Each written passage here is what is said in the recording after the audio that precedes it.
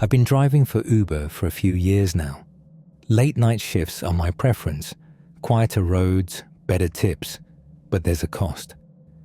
Sometimes you experience things that linger with you, haunting your thoughts long after they happen. This particular night started normally, just me and the occasional protest from my trusty old Honda. Despite being a 2008 model, it's never let me down. The streets were completely empty, which I usually appreciate. Around 2:30 a.m., I received a pickup request from a convenience store nearby. Seemed innocent enough, but something in my gut told me something was off. You know that instinct, the one you can't explain but shouldn't ignore. That's what hit me as I approached. Then I realized why I was uneasy. The convenience store was closed, completely dark with an empty parking lot. As I pulled closer, I spotted him. I drove slowly to get a better look. He paced outside the store wearing a tattered jacket with a visible hole in the sleeve. His movements were jerky and unnatural, and he kept looking over his shoulder like someone was following him. My best guess? He was high on something. I should have cancelled the ride right then. My finger even hovered over the cancel button. But for some inexplicable reason, I unlocked the doors instead. He slid into the back seat without saying a word. I regretted my decision the second I released the brake. Most passengers either scroll through their phones or gaze out the window. But this guy just stared at me through the rearview mirror.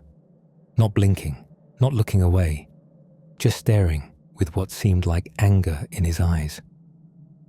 I tried ignoring him and turned on the radio to break the silence.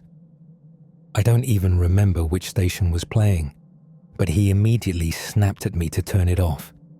His voice was deep and raspy, a smoker's voice. It startled me enough that I swerved slightly. I did as he asked and gripped the steering wheel tighter, driving in uncomfortable silence. Just when I thought he might stay quiet until his destination, he spoke. Have you ever picked up someone you shouldn't have? The question hit me like a brick. I attempted an awkward laugh and replied, well, I hope not. Trying to keep things light, you know. He didn't react. He just leaned back and muttered something I couldn't hear.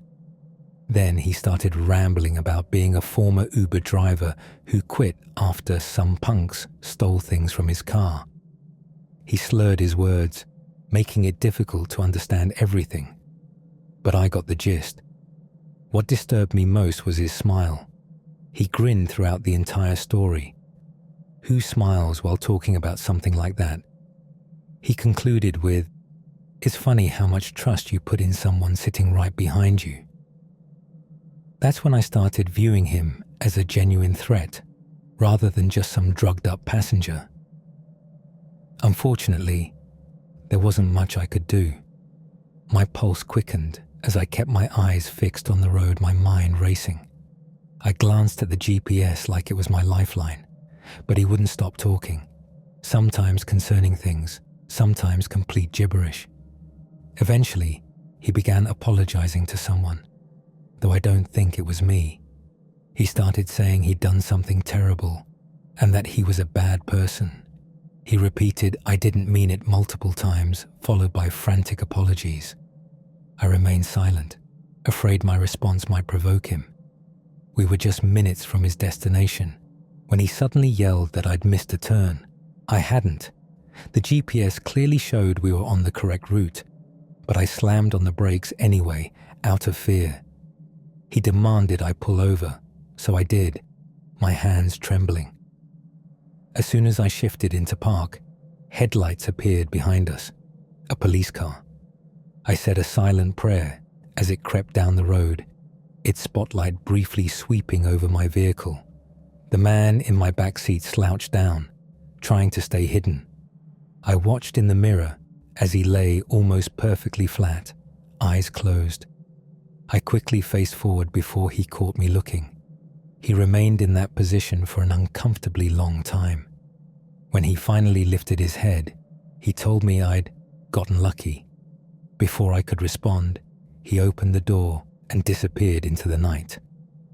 I ended my shift early, too shaken to continue driving. Weeks later, I came across a news article that chilled me to the bone. A convenience store had been robbed the night of my encounter, just 2 blocks from where I'd picked up that passenger. It sickens me knowing how close I came to someone who could have harmed me if he'd chosen to. I'm hesitant to contact the police for various personal reasons, and I'm not sure my report would help at this point. One thing's certain, I'm much more cautious about who I let into my car these days.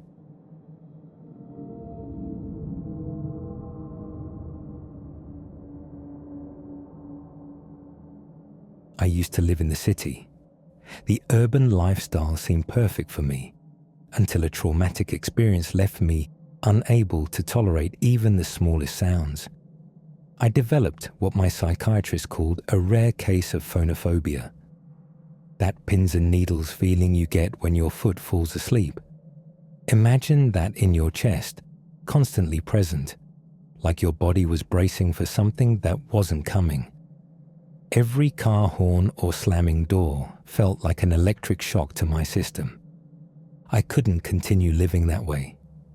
About 3 years ago, I found a cabin deep in the forests of Oregon. I won't specify the exact location for reasons that will soon become clear. It seemed perfect.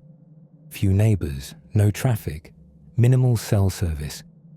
What truly sold me was the silence. For the first time in months, I thought I might actually feel safe. The cabin was small but charming, built with sturdy wooden beams and a solid stone fireplace. It smelled of pine and old books when I first walked in, that earthy scent that feels oddly comforting. The nearest neighbor lived about a 10-minute walk down a narrow dirt path, though I didn't meet them immediately. For the first few days, I simply basked in the silence, waking to birdsong instead of sirens, and falling asleep to the gentle whisper of wind through trees. Since my work was entirely laptop-based, I had no need to connect with the outside world beyond that. About a week after moving in, there was a knock at the door. I opened it to find an older woman carrying a basket of preserves, like she'd stepped straight out of a Hallmark movie. She introduced herself as Rebecca and confirmed she lived 10 minutes down the trail, which didn't sound far until you considered how dense the woods were. She appeared to be in her late 60s with unusually long grey hair and piercing blue eyes that seemed to look right through you. She wasn't exactly rude, more blunt. She welcomed me to the woods and thrust the basket toward me expectantly. I took it, thanking her, but something about her demeanor felt off. She stared at me like she was waiting for me to say something specific, and when I didn't, she delivered these exact words that I'll never forget. Always keep your lanterns full, your windows shut tight, and your wit sharper than your axe. It sounded more like a warning than advice. I nodded politely and turned to go back inside. After shutting the door, I waited to hear her footsteps retreat. Oddly, she remained standing there for nearly a minute before finally walking away. Despite the strange interaction, I appreciated her kindness. She seemed reclusive but not unfriendly, the type who would help if asked but wouldn't pry into your business. It was comforting to know someone was nearby, even though I had no intention of needing assistance. I set the basket down and promptly forgot about it. That night, a rare thunderstorm hit the area. I lit several candles and settled on the couch with a book, trying to ignore the flickering power. Some might find such isolation frightening, but I found the natural sounds of the storm oddly soothing. That peaceful feeling vanished when someone started banging on my door hours later. It wasn't a gentle knock. It was forceful pounding that nearly made me jump out of my skin. After hesitating, I grabbed my flashlight and checked the window beside the door. It was Rebecca, drenched and clutching a flashlight. I opened the door, and before I could greet her, she blurted out that she'd seen someone near my woodpile and thought I should know. Confused but alarmed, I stepped onto the porch, scanning the darkness with my flashlight. I couldn't see anything beyond trees and rain. When I asked if she was certain, she nodded, her eyes darting toward the forest, as if expecting someone to emerge at any moment. Before I could ask anything else, she told me to be careful and walked away, seemingly unbothered by the downpour. I watched until her flashlight disappeared from view before returning inside. Once the door was shut, I realized her story had holes. How could she have seen someone near my woodpile if her cabin was a 10-minute walk away? She must have been on my property to begin with. Why would she be prowling around my cabin during a thunderstorm? I secured every lock and sat in my bedroom, listening intently as the storm gradually subsided. Several hours passed without incident, so I eventually decided it was safe to sleep. Around midnight, I woke to the distinctive sound of a branch snapping outside my window. Being a light sleeper, I was certain of what I'd heard. I froze for several seconds before carefully approaching the window. At first, I saw nothing. Then I spotted her, Rebecca, standing at the forest's edge, facing away from my house. I could tell it was her by her long, disheveled hair. I strained to see more in the moonlight, but when she began to turn, I ducked beneath the window. I stayed crouched there for what felt like eternity before daring to look again. She was gone. I was thoroughly confused. Why warn me of a supposed intruder if she was the one lurking around? I couldn't sleep after that, determined to stay awake until sunrise. As I finally began to doze off, another knock came at the door, quieter this time. I wasn't about to answer, but cautiously peeked through the window pane. What I saw froze me with terror. It wasn't Rebecca, but a large bald man with a thick beard. I retreated to the bathroom, locked the door, and called the police. While on the phone with the dispatcher, the front door began splintering under heavy blows. The operator assured me help was coming and instructed me to stay on the line. I sat there, more terrified than I'd ever been, as the front door finally gave way with a crash. The man started destroying my living room, smashing glass and splintering wood. Miraculously, he never searched for me, and eventually the destruction stopped. The police arrived, but too late to catch him. They conducted a cursory search of the surrounding property, but refused to check the woods thoroughly, claiming they were too dense. When I begged them to accompany me to Rebecca's house, they agreed, but what we found left me speechless. The entire cabin was abandoned. The officers confirmed no one had lived there for decades. I insisted they search for squatters, but they claimed there were no signs of recent habitation and refused to investigate further. They essentially told me that living in the woods came with risks that weren't their problem. I spent one more terrifying night in my cabin before moving out. Some friends have suggested Rebecca was a protective spirit, but I don't believe in the paranormal. More likely, she and the man were squatters in that abandoned cabin. What I still can't understand is why they targeted me, or why Rebecca would warn me if they were planning to break in. I may never know the truth.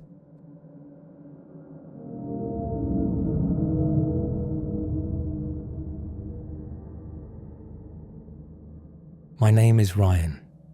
My girlfriend Emily and I met 3 years ago as freshmen at Berkeley. It's been my dream school since childhood. Neither of us are California natives. We're both from Illinois, her from Peoria, and me from just outside Springfield. I think that's partly why we connected so quickly. People from similar regions naturally gravitate toward each other, especially at a school where most students are from California. One tradition we've established is splitting Christmas between our families. Emily is adored by my relatives, so her presence has become expected. Since her home is only a 2-hour drive from mine, we spend Christmas Eve with my family, who celebrates that night, then drive through the night to her house for Christmas Day. Until meeting her, I didn't realize most families celebrate on Christmas Day rather than Christmas Eve. Oddly enough, my favorite part isn't either celebration, but that late-night drive. It's become its own little tradition that we both anticipate. Our first such journey remains one of my favorite memories together. Because of where I live, the quickest route between our homes avoids major highways. Instead, we travel quiet back roads past fields, forests, and occasional distant farmhouses. Since we drive late at night, the combination of our secluded route and timing means we rarely encounter other vehicles. It feels like the world is asleep, and we have it all to ourselves. Don't laugh, but we always blast Post Malone during these drives. His music has been our shared obsession since we met. I know it might seem a bit cheesy, but singing those lyrics together feels special, like we're completely in sync. This past Christmas Eve began like any other. After a wonderful evening with my extended family, we packed my car around midnight and hit the road. Snow was falling lightly. The roads were deserted as expected, and with the music and heater going, everything felt perfect. That changed in an instant. I was driving when my phone rang, interrupting our music. Glancing down irritably, I saw it was an unknown number. I ignored it, assuming it was a spam call. They're relentless these days. Emily joked about how dedicated those call center employees must be to work on Christmas. I laughed in agreement and thought nothing more of it. Minutes later, my phone rang again. Another unknown number, probably the same one. I sighed with annoyance, but let it go to voicemail. Emily raised an eyebrow questioningly. I showed her my phone screen to indicate it was an unknown caller, and she remarked how strange that was. I just shrugged. When the music resumed, I tried to forget about the calls, but barely 2 minutes later, my phone rang yet again. Cursing under my breath, I fumbled for my phone and answered aggressively, ready to tell whoever it was to stop harassing me. I could tell I startled Emily with my sudden movements. "Hello," I snapped sharply, expecting a robotic sales pitch. Instead, I heard silence, with faint static in the background. I was about to hang up when a man's voice spoke, someone I didn't recognize. "Hello, Ryan," he said conversationally. I was so startled I nearly swerved off the road. Before I could respond, he continued reciting personal information, my full name, my address, and details about my life that no stranger should know. My mind raced, trying to comprehend what was happening. I wanted to pull over but kept driving, almost hypnotized. After a tense pause, I asked what he wanted, struggling to keep my voice steady. His response made my blood freeze. "I'm not here for you. I'm here for Emily." Hearing my girlfriend's name terrified me more than hearing my own. The horror on Emily's face showed she felt the same. "I don't know any Emily," I blurted desperately. "You have the wrong number." The man chuckled. "She's sitting right next to you." That was too much. I pulled over, hands shaking uncontrollably. Before I could say anything, Emily reached over and hung up the phone with one swift movement. I yelled at her, demanding to know why she disconnected a call from someone making personal threats against us. She didn't answer, just stared back with frightened eyes. I tried calling the number back several times, but it never connected. Emily urged me to keep driving, which I eventually did, though not before questioning her decision. She said she was scared, and I couldn't blame her for hanging up, which seemed reasonable enough. We drove in silence. No music, no conversation. My mind churned with unanswered questions. Who was that man? How did he know so much about me? Only my family knew our travel plans, and they would never pull such a stunt. Something nagged at me, though. Emily and I had been through enough together for me to recognize when she wasn't being completely honest. There had been little things, white lies, half-truths, moments when I caught her being less than forthcoming. But I knew I was being paranoid. How could she possibly be connected to this? Even when we finally reached Emily's driveway, I felt no relief. The questions continued haunting me. It's been almost a month, and I still have no answers. Neither of our families was responsible. We asked them all. Emily insists she's as clueless as I am, which suggests the caller had sinister intentions. You might think I'm overreacting to a harmless prank, but I'm telling you, besides our families, no one knew Emily, and I would be driving that night. I've been on edge ever since.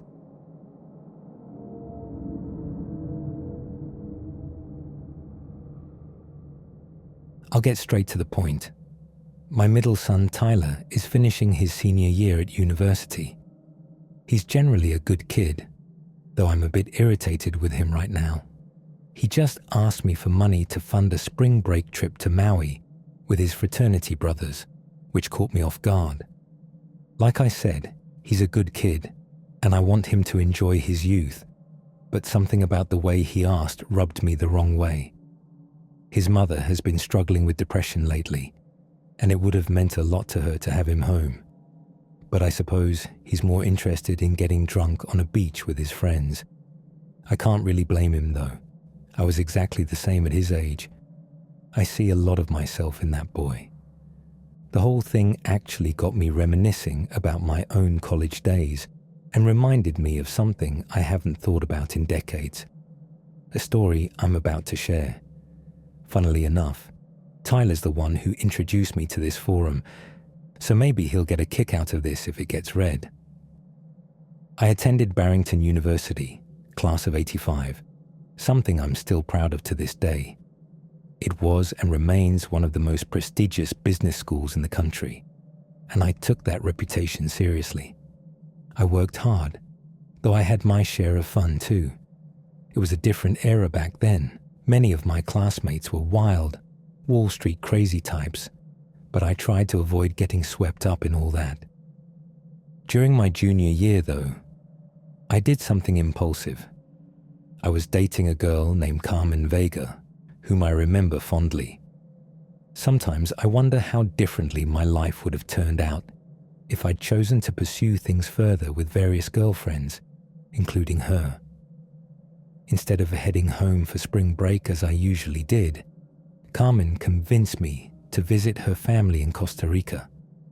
It was my first time in the country, and eager to impress her, I agreed without hesitation. I was nervous, though. I didn't want to mess anything up, and Carmen often joked about how close-knit Costa Rican families were, so I knew they already had heard plenty about me. As it turned out, my anxiety was mostly unfounded. I got along wonderfully with everyone upon meeting them, and they seemed to like me too. Most of the trip involved meeting her relatives, but we did manage to carve out time for a few adventures of our own. I mean, it was spring break after all. One of those outings was a hike through Monteverde, which, fun fact, is one of the most biodiverse cloud forests in the Western Hemisphere. Neither of us had a vehicle, obviously, so Carmen's mother drove us and dropped us off at one of the popular trailheads. We were young and mischievous, so we definitely took advantage of not having to drive. The plan was to hike, enjoy the scenery, and sneak a little rum in our backpacks. Everything was shaping up to be perfect. But we quickly encountered a significant problem. The trail we were most excited about was closed. I don't recall why. Flooding, maintenance, something like that. But I remember Carmen was deeply disappointed. I tried to calm her down, suggesting we could just take one of the many other paths the forest offered. She wasn't having it though, insisting that the closed trail was the premier route and the others didn't even compare. How one hiking trail could be drastically better than another, I couldn't tell you, but she was adamant. Having learned the dangers of arguing with her over such matters, I asked what she wanted to do instead.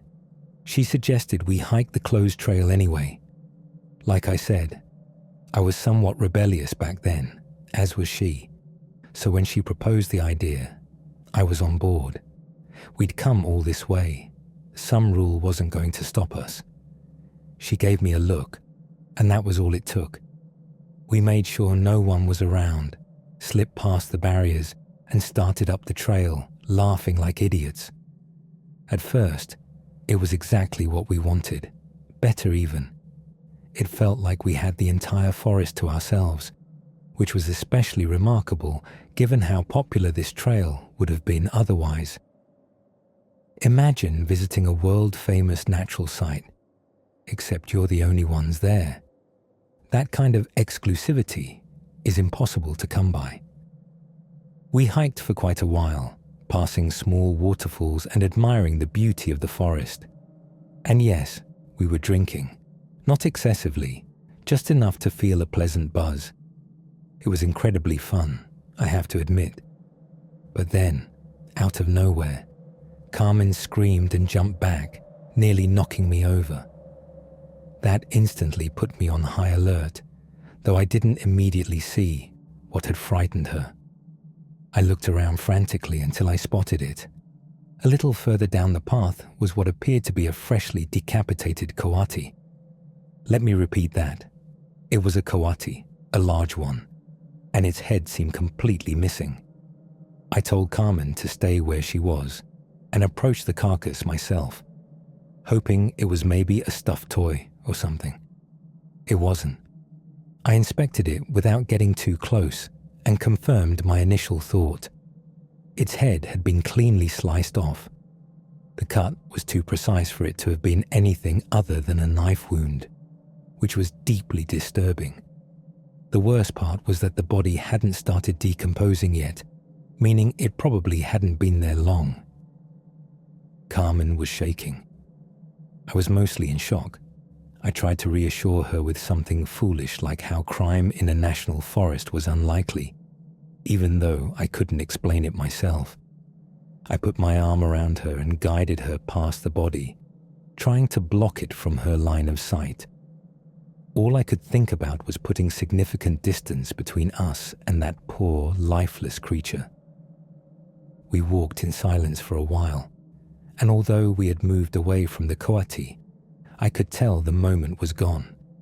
The adrenaline rush had worn off my buzz and erased my good mood.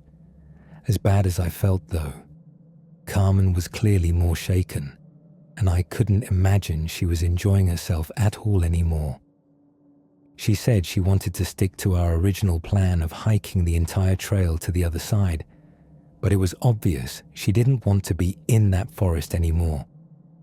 I couldn't blame her. As we walked, I couldn't help but try to make sense of what we'd stumbled upon. It didn't add up. I wasn't familiar with the hunting regulations there, but I couldn't imagine that hunting in a national forest so close to a pedestrian trail could be legal. Yet that was the only explanation I could think of. Why they'd left the coati's body there to rot was beyond me, but there was no other rational explanation. Maybe it was a hunter who had seized upon the opportunity to have that part of the forest all to himself, like we had. I really didn't know. Carmen and I hiked another mile or so, with me trying continuously to cheer her up, but nothing worked. Eventually, she admitted she wasn't feeling well and wanted to turn back.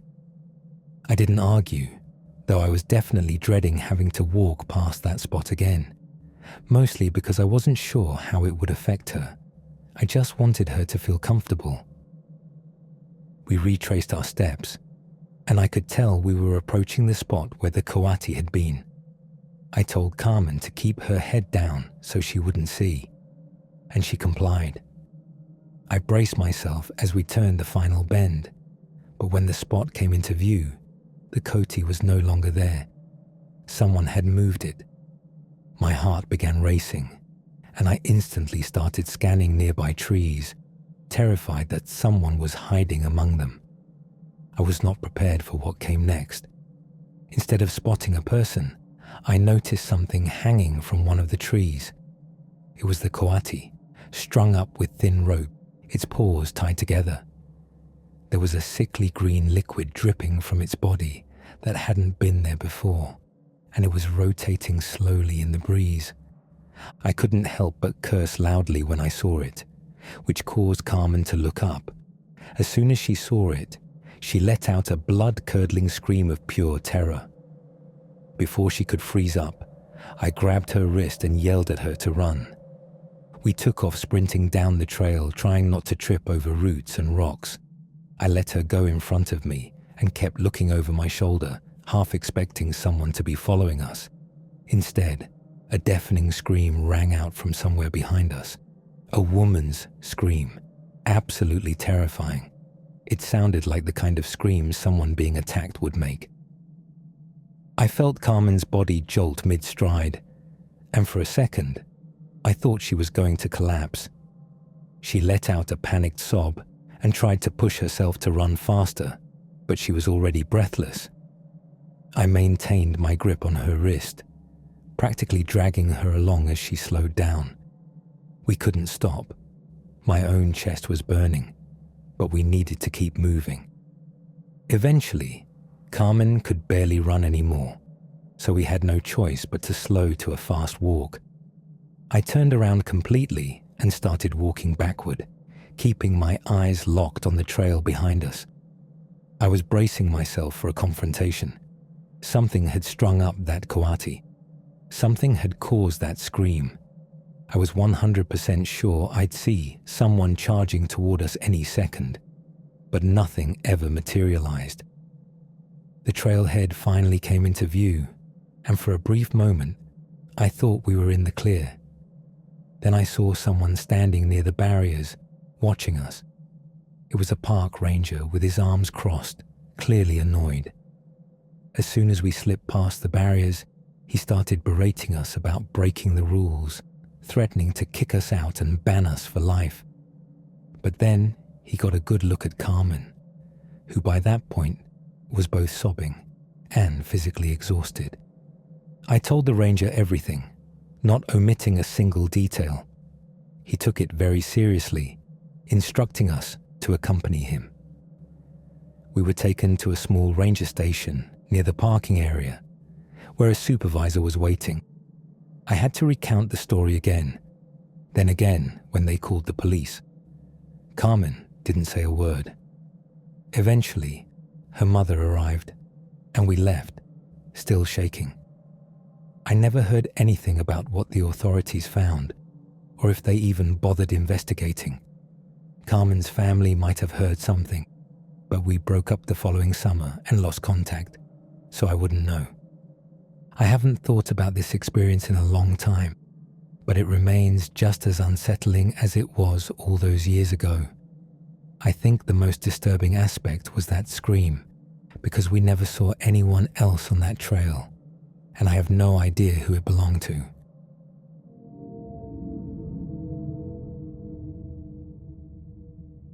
I'd consider myself a pretty laid-back guy. I'd say the same about most of my friends. This happened last year, so I'll get right into it.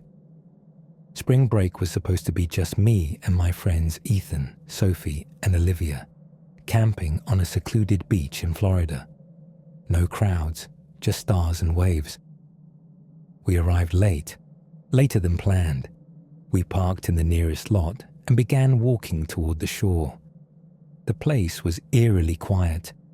No other campers, no fishermen, nothing but empty sand stretching for miles.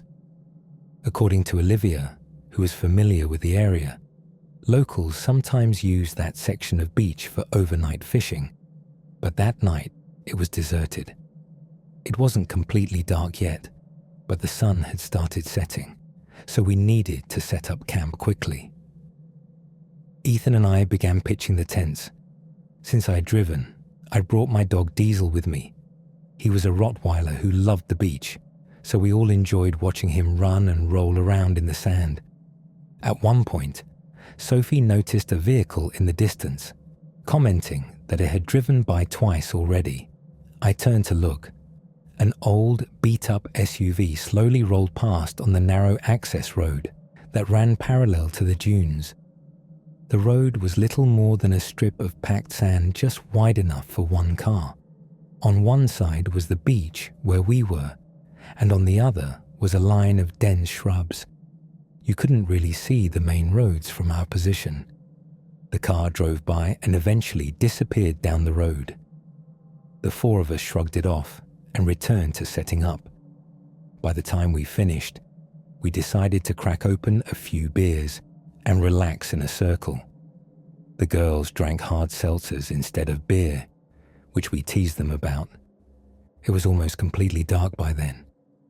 I can't remember who noticed it first, but that car that had driven by was back again, only this time it stopped directly parallel to our campsite.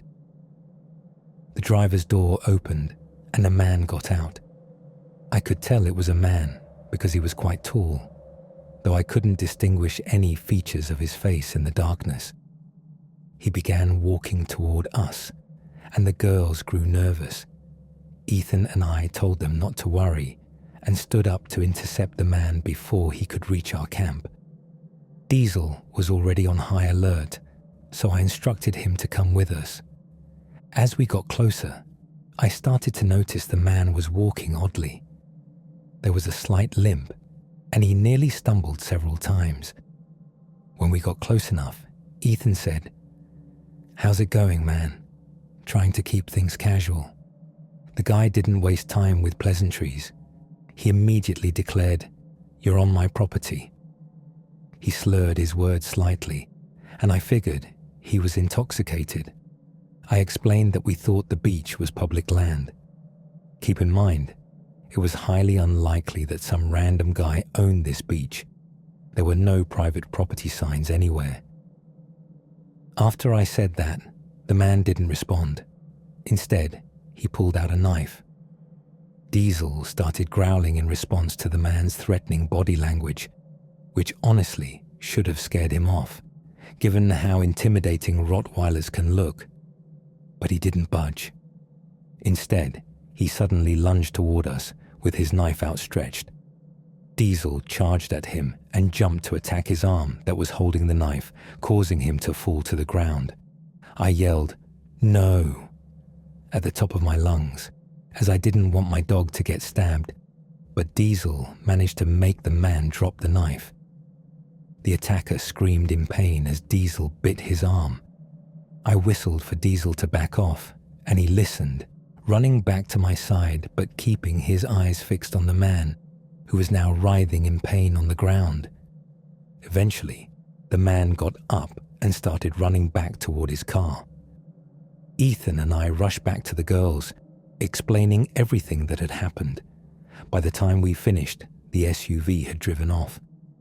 The girls wanted to pack up and carry everything back to the car, but part of me was nervous about that plan. The guy was clearly unhinged.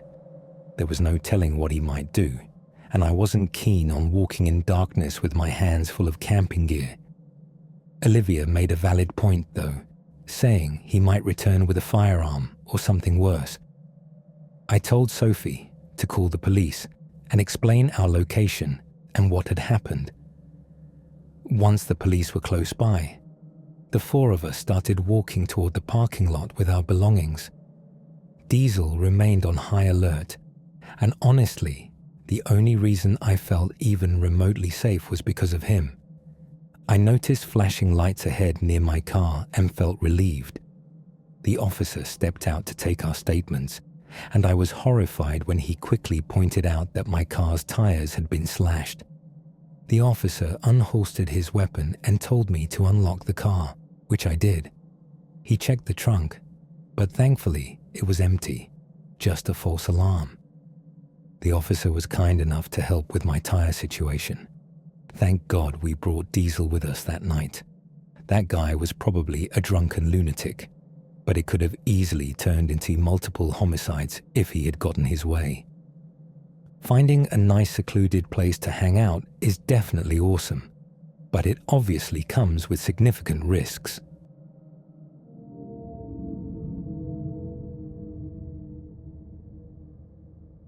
My name is Emma.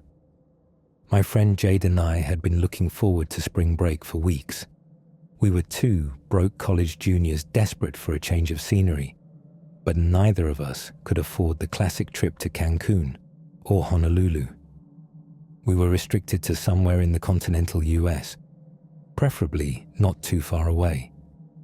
So when we found a cheap Airbnb near Nightshade's historic district, we booked it immediately. 5 nights of food, bars, and exploration. It felt like exactly what we needed. Plus, it was my first spring break as a legal 21-year-old, so I wouldn't have to constantly stress about which places might confiscate my fake ID.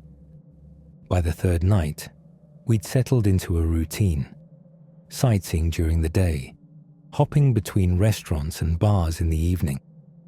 I'm not a heavy drinker, and neither is Jade, so we were getting more enjoyment out of simply experiencing what the city had to offer. Early that evening, we ended up at this tiny seafood spot we'd found online. Fried catfish, cornbread, sweet tea, that sort of vibe. The place honestly felt like a hidden gem, and I was impressed that Jade had been able to filter through all the tourist traps to find something more authentic. The good vibe didn't last though. We were halfway through our late lunch when my phone buzzed. I glanced down at a number I didn't recognize. The message simply said, "Hey." I stared at it for a few seconds before showing Jade, asking if she recognized the number. She looked at my phone and shook her head. I figured it was just a scam or spam message, but usually those say more than just, "Hey." Maybe it was a wrong number. I typed back a quick, "Who is this?" and returned to eating. Jade and I were laughing about something silly when another text from that same number appeared on my phone. "Look outside." That one made me pause. I glanced toward the window next to our table, expecting to see someone waving or trying to get my attention. Maybe a friend from school had coincidentally taken a trip to Nightshade at the same time. But there was nothing unusual, just the street with people walking by normally. I told Jade someone was messing with me, and she agreed it was probably just a prank. I laughed, but the thought really unnerved me. None of my friends were the type to do that, but I guessed it could have been some guy who had hit on me earlier and was bored or something. Up until that point, the whole thing still felt relatively harmless, but then another message came through just minutes later. It contained one word: Emma. That stopped me cold. If this person knew my name, it definitely wasn't a wrong number, and probably not a scam either. I gasped and showed Jade, and she reminded me of something I'd completely forgotten. On our first day in Nightshade, we'd entered one of those giveaways at a local cafe. It was a winner-free meal promotion where they asked for your name, number, and a few other details. It had completely slipped my mind, but as soon as Jade mentioned it, that's all I could think about. I hadn't given my number to anyone else in Nightshade, so it made sense. I told Jade, whoever was texting me probably had her number as well, and we started freaking each other out. Lunch wasn't as enjoyable after that. Honestly, I felt too exposed. We paid the bill and decided to shake it off at a rooftop bar across town. It was packed and seemed to attract a younger crowd, so it was an obvious choice. After a few drinks, I was starting to relax, and Jade and I were enjoying ourselves again. But of course, that didn't last long. I received another message from that number, but this one was so much worse. "That's a nice blue jacket." I froze. I was wearing a blue jacket. In fact, I was one of the only people there wearing that color. I frantically scanned the crowd, but it was useless. The place was packed with people laughing and drinking, but no one was looking at me, at least not obviously. I showed Jade the message, and she suggested we leave. The two of us started making our way back to the Airbnb as cautiously as possible. I kept glancing behind us to ensure we weren't being followed, and it seemed we weren't. By the time we got inside, I bolted the door and double-checked every lock. We shut all the curtains and secured all the windows too, trying to convince ourselves we were just overreacting. But an hour after returning to the Airbnb, we started getting hungry, though neither of us wanted to leave. We ordered delivery instead, choosing some random burger place a few blocks away. I always had my delivery settings set to leave at door by default, due to a bad experience with a driver I'd rather not discuss. The estimated wait time was 50 minutes, which felt like forever. We distracted ourselves by watching a mindless reality show, trying to shake off the lingering paranoia. For a little while, it worked. Eventually, there was a knock at the door. I checked my phone and saw a notification from the delivery app saying the driver was arriving. I was confused though. Normally, they would send a photo when the food was dropped off, so I wasn't sure why our driver had knocked. I looked at Jade, and she appeared equally puzzled. I got up and peered through the peephole. Outside stood a bulky man in a hoodie holding our bag of food. He looked like a typical delivery driver. I watched for a few moments, expecting him to set our food down and leave, but he just stood there. After a while, he knocked again and called out, "Delivery for Emma." I called back, "Thank you. You can just leave it there." But he didn't move. There was a long pause, and then he finally said, I needed to come out and sign something quickly. That wasn't right. I exchanged a knowing glance with Jade. Something was very wrong. She immediately pulled out her phone and dialed 911, mouthing "just in case" to me. I wasn't going to argue. Looking back, speaking out loud to that guy probably wasn't a smart choice, because after that, he started knocking more aggressively. He kept insisting he had other deliveries to make and just needed a quick signature, but I knew that was nonsense. When I didn't respond, he began jiggling the doorknob. When it didn't budge, he started banging on the door, shouting my name. I honestly thought he was going to kick the door in, and I don't think Jade and I would have been able to defend ourselves if he had. But then I heard a siren in the distance, and the banging stopped. I heard the bag of food drop onto the porch, followed by rapid footsteps running away. There was quite a commotion in the yard. We heard officers yelling and sirens blaring. Jade and I rushed to one of the windows just in time to see two officers tackling the hooded man a few houses down. We didn't dare go outside, but we watched as they handcuffed him and escorted him to a patrol car. The officers then came to our house and we told them everything, including the text messages I'd been receiving. By some miracle, an officer had been patrolling just 2 blocks from our Airbnb when Jade placed the call, which explained how they arrived so quickly. Thankfully, we were in a busy area with regular police presence. They took our statements and told us we'd be hearing from them soon. It turned out our cafe theory was spot on. He worked there. He had photographed the giveaway forms and had been following us since that afternoon, probably because we had mentioned we were just visiting for spring break, making us easy targets. The police said he had a criminal record, which made the situation even more frightening. We were dealing with someone with a history of violence, and that was downright terrifying. The rest of the trip was understandably tense, and when it came time to leave Nightshade, I was relieved. I still don't know what that man's plan was. Maybe he thought if we opened the door, he could force his way in and do who knows what. Either way, I try not to think about what might have happened if Jade hadn't called the police when she did, or worse, if they hadn't been able to arrive in time.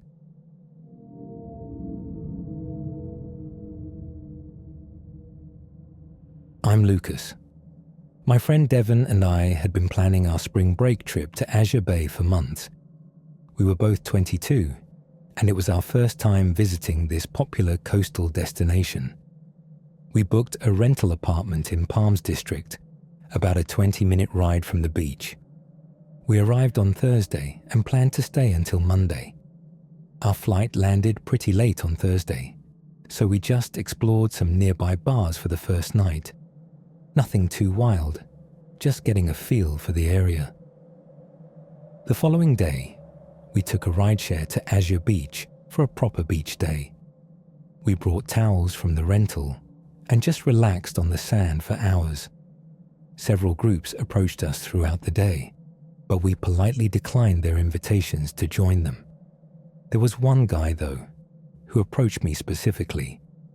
He had this captivating accent, a warm personality, and honestly, everything about him was attractive, from his styled hair down to his athletic build.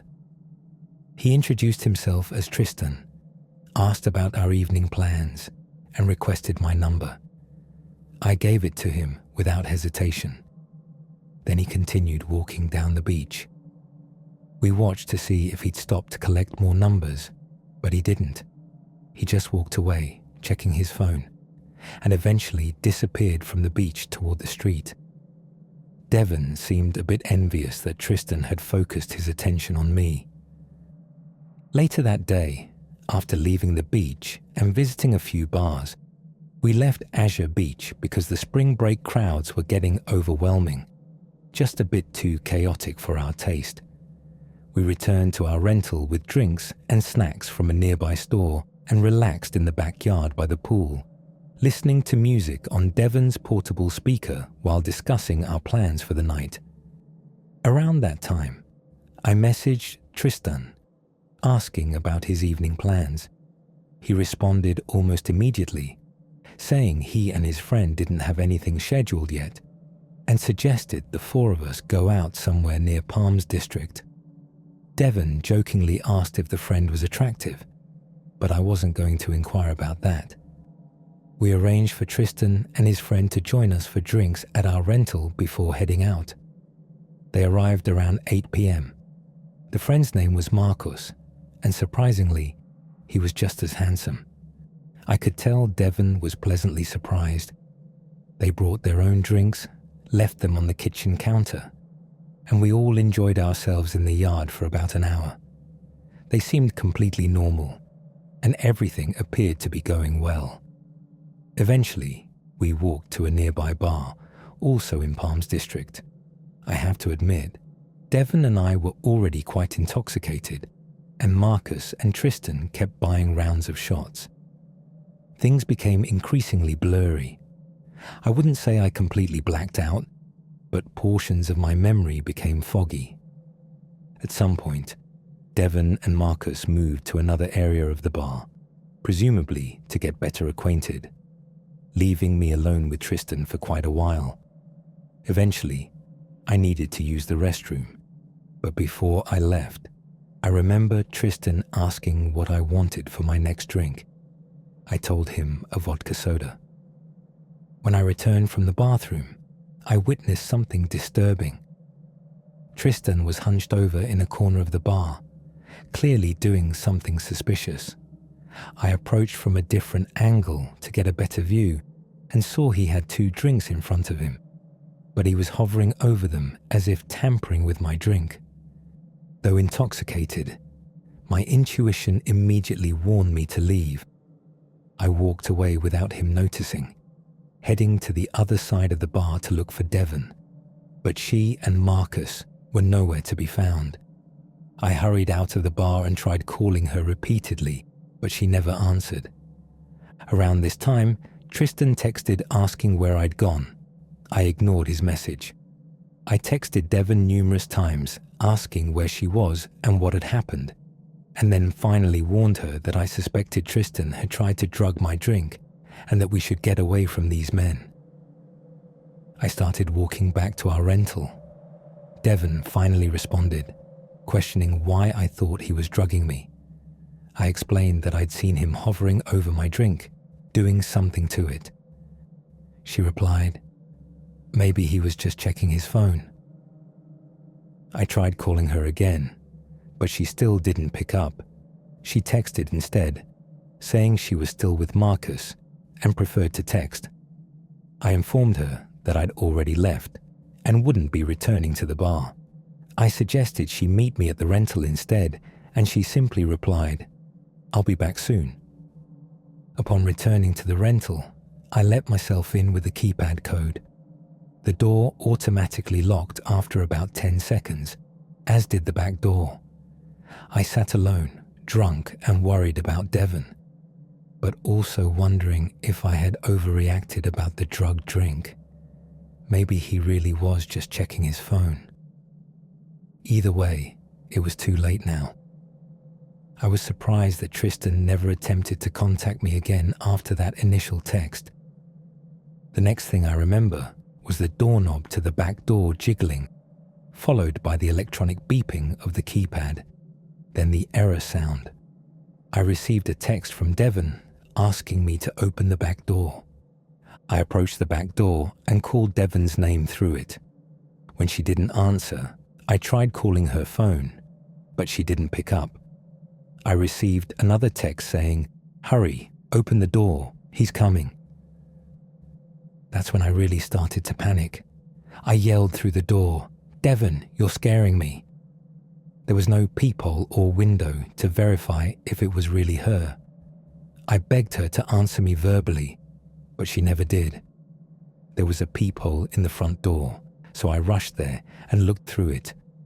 My stomach dropped when I saw what appeared to be Tristan hiding beside the front door. A million horrifying thoughts raced through my mind. If Devon was running from Tristan, why wouldn't she respond to my calls? I was too terrified to open either door without confirmation. It was really Devon. I texted back that I was calling 911, and she didn't respond. I actually did make the call and explain the situation. While on the phone, I checked the peephole again, and Tristan had vanished. When the police arrived, I let them in. Within minutes, one officer asked if my friend had blonde hair, and I confirmed she did. He told me another officer had found her in distress and was bringing her to the rental. I felt immense relief, but was still horrified when she arrived in a second police car.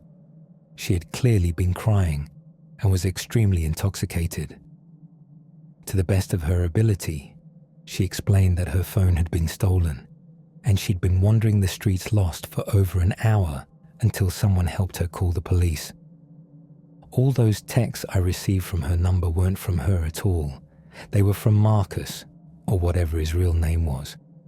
We also discovered her phone thrown into the pool in our backyard. The men had obviously fled as soon as I mentioned contacting the police. We filed a detailed police report, providing every specific detail possible. The officers promised to review surveillance footage from the bar. We also contacted the property owner, immediately cancelled our stay, and relocated elsewhere. That night was a nightmarish ordeal. Obviously, the rest of our trip was completely ruined. It took a week before hearing anything from the police, and then only to confirm the name Tristan had given me didn't match the phone records for that number, which I'd already figured out myself. After that, I never heard from the police again, which is absolutely infuriating considering how little priority they seem to give our case, despite the easily available evidence. I have zero interest in returning to Azure Bay after this terrifying experience. I could have been seriously harmed or worse. What haunts me most is knowing these predators are likely still out there, targeting other tourists.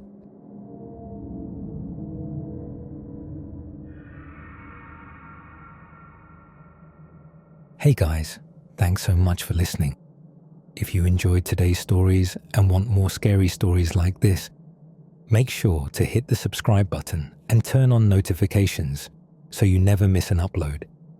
Also, if you've got your own scary experiences, I'd love to hear about them in the comments below. I'll catch you all in the next video.